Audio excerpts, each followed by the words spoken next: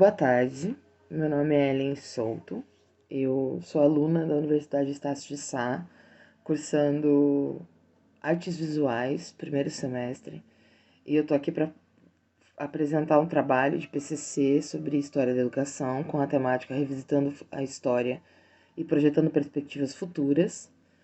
E dentro desse trabalho foi pedido que a gente escolhesse um livro de uma criança dentro da idade escolar, e eu escolhi o livro de história chamado História, Sociedade e Cidadania do Nono Ano, da editora FTD. Você consegue baixar esse livro online, né, para poder estudar. E aí a gente vai começar então falando sobre como a gente vai revisitar a história. Falar sobre revisitar a história, para falar sobre isso, a gente precisa voltar lá atrás, né, na Idade Primitiva, onde a educação começou. Né? Então a gente começa no período primitivo, que foram desenvolvidas metodologias e técnicas pedagógicas, e onde havia necessidade de se ter um líder para poder ensinar o povo até mesmo sobre as suas próprias leis.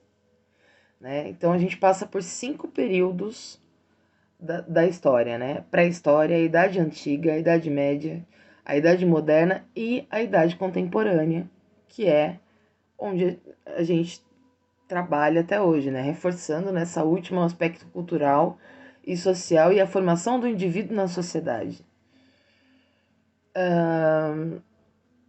Para revisitar a história da educação, nós temos uma fortíssima influência europeia que é ainda muito forte na nossa educação hoje. Quando a gente vem para a história moderna, vem a era do Renascimento, onde surgiu o Iluminismo, que vai dizer que o homem é o centro de tudo. E aí a gente chega, enfim, na história contemporânea, caminhando para os dias atuais, como eu disse, e a gente percebe o início da história da educação no Brasil, que o início da história da educação no Brasil se dá lá com a chegada da família real de Portugal. Por quê? De acordo com a história, quando a família real veio para o Brasil, eles trouxeram os jesuítas, e os jesuítas começaram a alfabetizar o povo indígena, o povo nativo no Brasil. E a alfabetização é uma metodologia pedagógica que eles utilizaram tanto para educar quanto para ensinar a sua religião. Então, esse método foi introduzido pelos jesuítas no nosso país, né, para a alfabetização do nosso povo nativo. Então, o trabalho ele também pede que a gente traga as características das transformações feitas no sujeito e na sociedade, que nada mais é a evolução da educação, né? Falar sobre como a educação pode transformar a vida de um sujeito, como esse sujeito influencia a sociedade e o meio em que ele vive. Dessa forma, a influência que o sujeito gera sobre o meio que ele vive acontece. E elas passam de geração para geração, de ser humano para ser humano. Como exemplo, a gente pode citar uma pessoa que antes de fazer uma universidade, ela só poderia estar em cargos abaixo do que ela desejaria estar. Contudo, com a educação, ele consegue evoluir e conquistar espaço no mercado de trabalho, onde ele não tinha perspectiva nenhuma. E aí, quando se fala em projetar perspectivas futuras, esse é um exemplo que a gente pode citar claramente. Com essa perspectiva, ele consegue influenciar as pessoas próximas, as próximas gerações, e gerações de pessoas que não serão alienadas e que estarão preparados para transformar outras gerações que virão e assim por diante.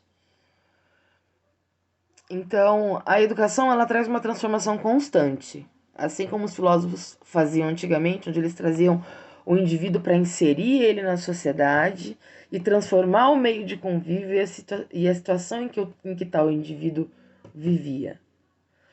E aí, com essa evolução, veio também a Constituição de 1988, com um decreto garantindo que a educação deve ser fornecida pelo Estado. Então, nisso, a gente garante educação gratuita para todos, transformando a vida de cada indivíduo que é atingido pela educação. Um desses períodos, que foi a ditadura militar no nosso país, a gente pode perceber que a educação fez com que os estudantes se tornassem uma grande força. Uma força não só estudantil, mas também política. E isso fez com que eles se tornassem transformadores e formadores de opinião. E aí, falando sobre minorias, já nesse ponto, o livro História, Sociedade e Cidadania, que eu peguei para fazer o trabalho, ele no 4º capítulo ele vem abordar sobre as minorias explicitamente.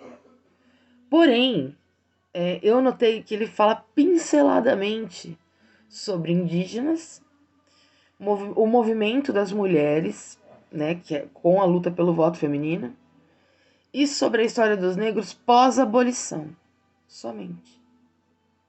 Esse diálogo interétnico é onde a gente pode ver a questão social, política, racial. Porém, como eu disse, no livro ele é muito pincelado. Ele não trata realmente dessas questões que a gente precisa que sejam tratadas, né, com os estudantes hoje. E com relação à contribuição dos povos, o livro também não fala sobre todos os povos e suas contribuições. Ele também pincela.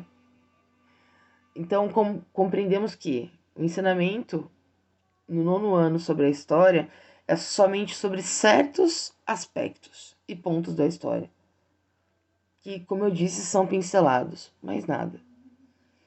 E os alunos não têm um total conhecimento acerca de sua própria história, a não ser que eles busquem por esse conhecimento. Então, o incentivo para que eles estudem e busquem e levantar essa curiosidade, acender essa chama neles é necessário, né? A conclusão que a gente consegue tirar desse trabalho é que as expectativas com relação à educação é que ela seja melhorada a cada dia e que ela transforme e forme pessoas formadoras de opinião e que acreditem no poder da educação. Ela é necessária para a nossa evolução. E é preciso que cada indivíduo seja inserido nesse conceito de ser humano, sociedade e transformação. Muito obrigada.